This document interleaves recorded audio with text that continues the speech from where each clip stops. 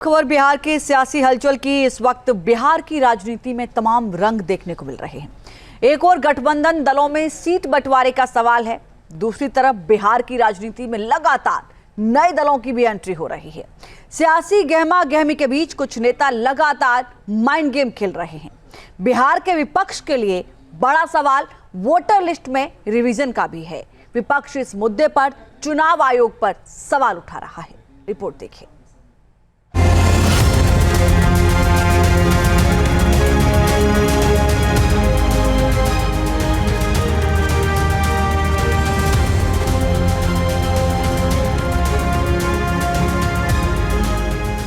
ये big battle of Bihar है। चुनावों से पहले वादों की बहार है, लेकिन सबसे बड़ा सवाल गठबंधन में एकता का है। इस पोस्टर के जरिए एनडीए के दो सबसे बड़े घटक दल एकता का संदेश देने की कोशिश कर रहे हैं। पहले पटना में जेडीयू के कार्यालय में नीतीश कुमार के साथ पीएम मोदी के पोस्टर लगे। बीजेपी की तरफ से भी उसी अंदाज में जवाब दिया गया। बीजेपी कार्यालय में मोदी और नीतीश के पोस्टर लगाकर ऑल इज वेल का संदेश दिया गया।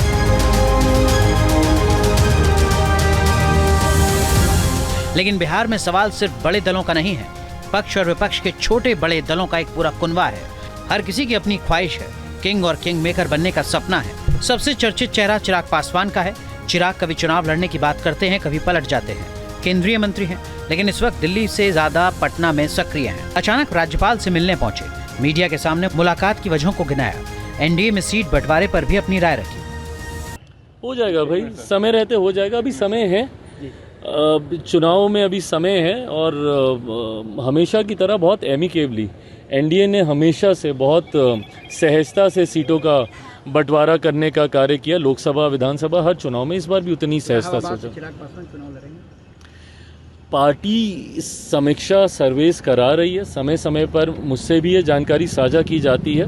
पर मुझे लगता है कि एक बार अंतिम जब पूरी तरीके से जब ये समीक्षा हो जाएगी, अंतिम फैसला पार्टी का केंद्रीय संसदीय बोर्ड लेगा। जब एक बार औपचारिक प्रस्ताव राज्य इकाई से जब केंद्रीय संसदीय बोर्ड के पास आएगा, उसके बाद ये अंतिम फैसला लिया जाएगा।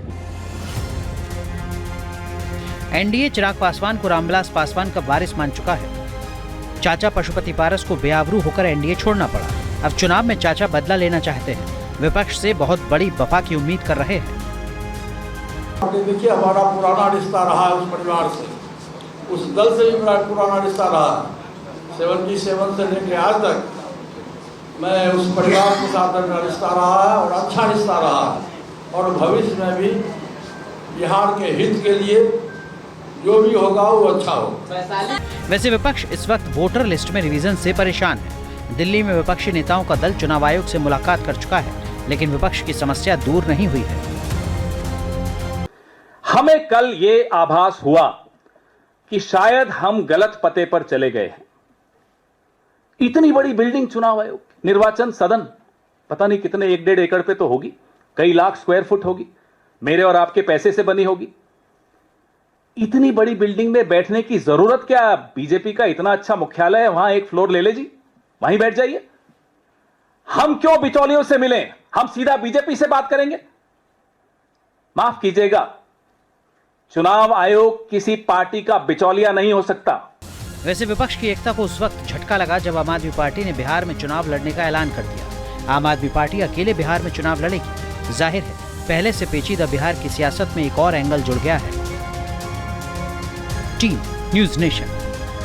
जहां भक्ति है हर शब्द में, कथाओं में छुपे हैं दिव्य रहस्य और ज्योतिष देता है जीवन को दिशा। धर्म से जुड़ी हर बातों को जानने के लिए हमारे चैनल स्तुति को सब्सक्राइब करें। चैनल पर जाने के लिए इस लिंक पर क्लिक करें।